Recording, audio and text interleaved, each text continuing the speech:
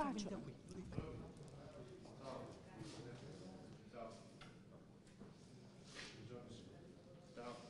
Siamo già in diretta. Ah, prego.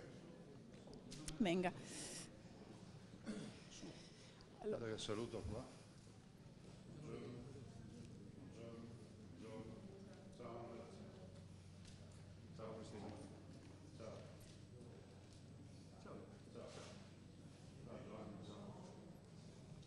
Pronta? Sì.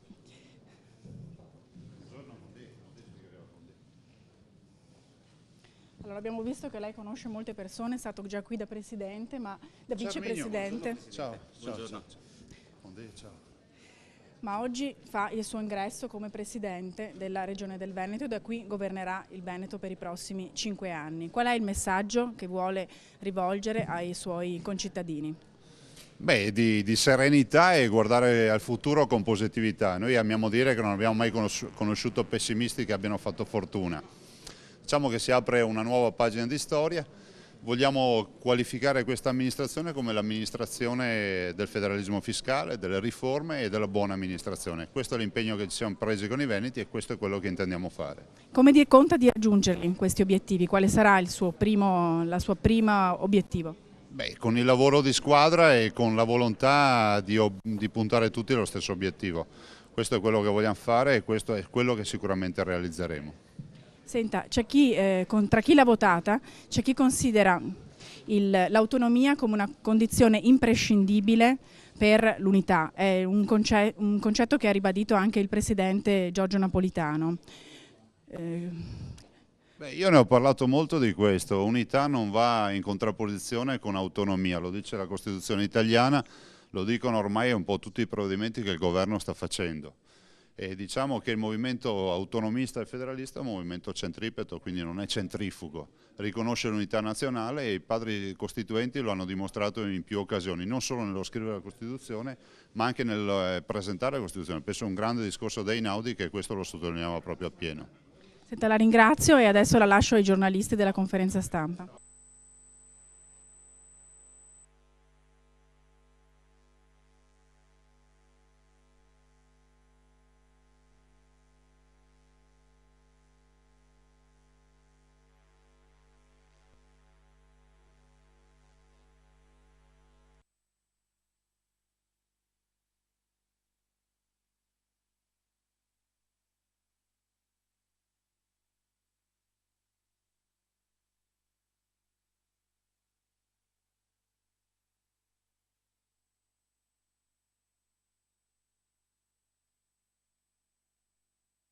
Non avrei mai pensato di avere questa emozione, anche perché sinceramente ve lo devo dire, dopo aver fatto il consigliere comunale, l'assessore provinciale, 2 giri di presidente di provincia, 3 anni di vicepresidente della regione, il ministro e poi questo, però l'emozione più grande ce l'ho in questo momento. Spero che voi riusciate a percepire questo momento che è un momento storico per noi. Ringrazio e saluto tutti gli assessori che sono qui con me, che mi danno ancora una volta l'occasione di parlare di un lavoro di squadra che noi dovremmo fare. Io ho sempre creduto nel lavoro di team e ringrazio tutti voi per la grandissima e inaspettata, anche permettetemi di dirlo, affluenza che avete garantito questa mattina, che non è la comunicazione della mia faccia, della nostra immagine, ma è la comunicazione di quello che sta accadendo in Veneto, la scrittura di una nuova pagina di storia che al di là ovviamente della conferma della continuità, della buona amministrazione, di tutto quello di cui i veneti hanno bisogno, è la storia delle riforme, del federalismo fiscale e di tutto quello che noi possiamo fare. Prima un giornalista mi chiedeva, salendo, come si potrà fare il federalismo fiscale e l'autonomia in questa regione applicare mantenendo l'unità nazionale. È esattamente la prerogativa. È quello che noi vogliamo dire, ovvero che autonomia non è in contrapposizione con unità.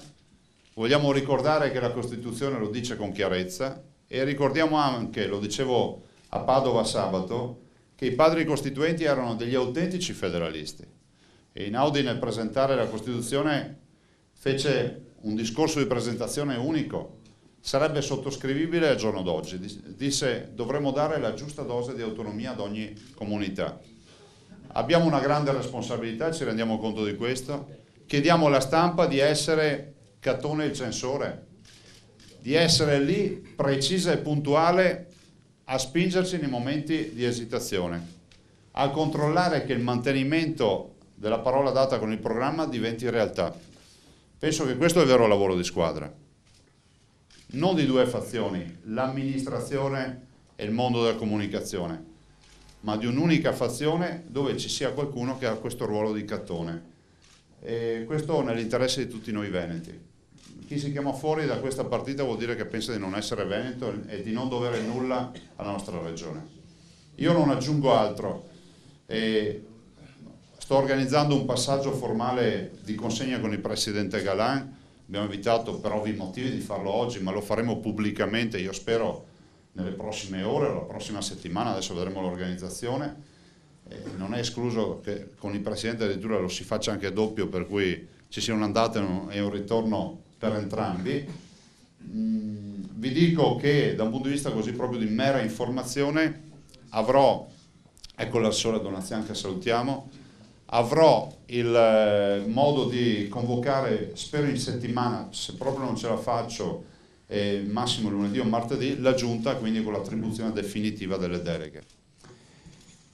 Non aggiungo altro, ringrazio il dottor Rasi per la comunicazione e ringrazio tutti i dipendenti che sono qui, dal primo all'ultimo dipendente che si sono presentati. Li invito tutti a continuare a servire il popolo veneto come hanno fatto fino ad ora, a pensare che non tutti i 4.882.000 cittadini del Veneto sono nababbi, fanno vita da nababbi, non hanno possibilità di spostarsi, sono laureati, conoscono la burocrazia, ma ci sono anche i veneti che hanno bisogno di essere aiutati, i veneti che hanno bisogno di essere compresi e serviti. Quando sono diventato ministro sono andato a vedermi l'etimologia della parola ministro, molti di voi magari la sapevano già, io non lo sapevo, e ministro vuol dire servitore. Sono convinto che anche il governatore, presidente, assessore, sindaco, consigliere e giornalisti voglia dire servitore. Grazie.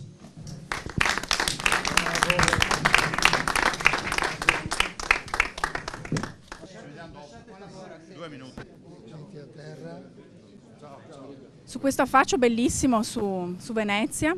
Qui tra pochi giorni si festeggia il 25 aprile, che è la festa della liberazione dal nazifascismo, ma anche la festa di San Marco.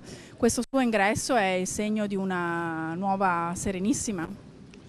È esattamente la volontà di continuare a governare per i veneti nel rispetto di quello che è poi non solo la nostra identità, non solo la nostra storia, ma anche le tantissime aspettative che hanno i veneti in materia di federalismo fiscale, di autonomia e di buon governo. Bene, adesso la porto nel suo studio.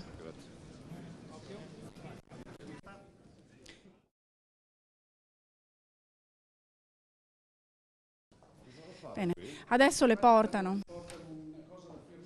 Sì.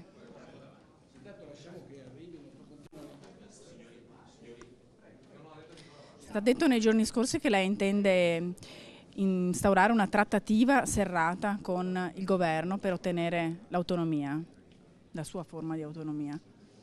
Questo rientra nei requisiti di un governatore, visto e considerato che abbiamo un governo che è disposto a dare una buona dose di autonomia a tutti i territori, che abbiamo la possibilità di farlo direttamente con l'attuazione dei decreti del federalismo fiscale, ma anche applicando l'articolo 116 della Costituzione che prevede la geometria variabile, ovvero una buona dose di autonomia per tutte le comunità che la richiederanno.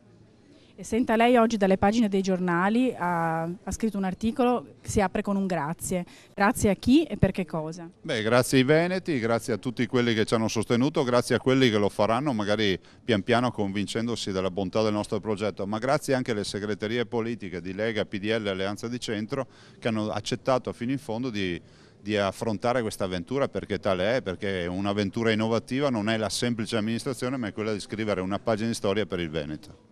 Grazie a lei. Prego, grazie.